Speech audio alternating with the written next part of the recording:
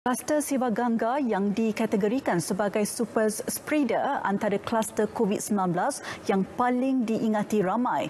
Penularan kes berpunca daripada kluster yang berlaku pada penghujung Julai tahun lalu itu ternyata memberi kesan cukup mendalam kepada penduduk di sekitar Changlun, Kedah. Melihat kepada situasi semasa penularan COVID-19 yang semakin membimbangkan, penduduk di kawasan tersebut sedar akan kepentingan suntikan vaksin COVID-19.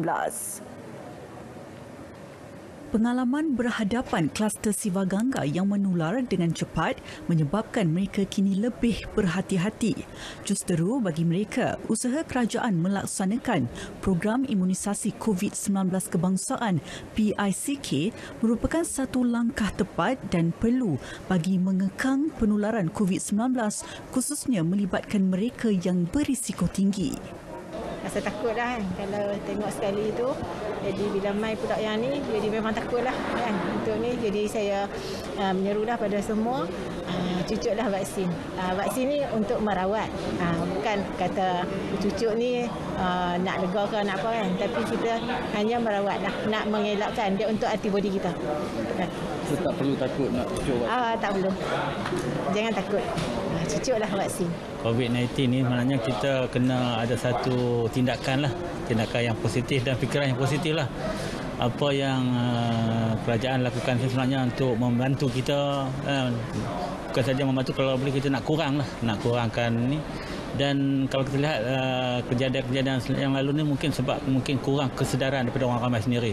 Jadi hari ini dah ada dari segi maklumat-maklumat yang kita dapat. Jadi kalau boleh kita ramai-ramailah turun untuk suntikan vaksin. Sementara Exco Kerajaan Negeri Kedah merangkap Adun Bukit Kayu Hitam Halimatun Syahdiah Sa'an berkata, program imunisasi COVID-19 yang diadakan selama 2 hari di kawasannya mendapat sambutan di luar jangkaan. Lebih 1,000 orang hadir berbanding sasaran awal sekitar 400 orang sehari. Susulan itu, program akan digerakkan ke kawasan-kawasan lain bagi membolehkan lebih ramai penduduk, khususnya warga emas mendapat suntikan vaksin COVID-19. Dan alhamdulillah, bila dari segi kita tengok dari pandangan mata kasat kat tu ini, masyarakat hari ini telah pun mengambil berat tentang imunisasi ini, dan kita juga masih lagi menyeru kepada masyarakat yang berumur 60 tahun ke atas, sama-samalah kita hadir ke pusat vaksin untuk kita divaksinkan untuk mengekang dalam penularan wabak COVID-19 ini. Sementara itu, Pegawai Kesihatan Daerah Kubang Pasu, Dr. Muhammad Zukri Ibrahim berkata, sehingga 3 Jun lalu, 73,400 orang penduduk daerah Kubang Pasu telah mendaftar untuk suntikan vaksin melalui aplikasi MySejahtera. Katanya, 15% daripada mereka yang telah mendaftar melalui aplikasi MySejahtera telah menerima suntikan vaksin COVID-19 bagi dos pertama dan 7% telah menerima dos kedua.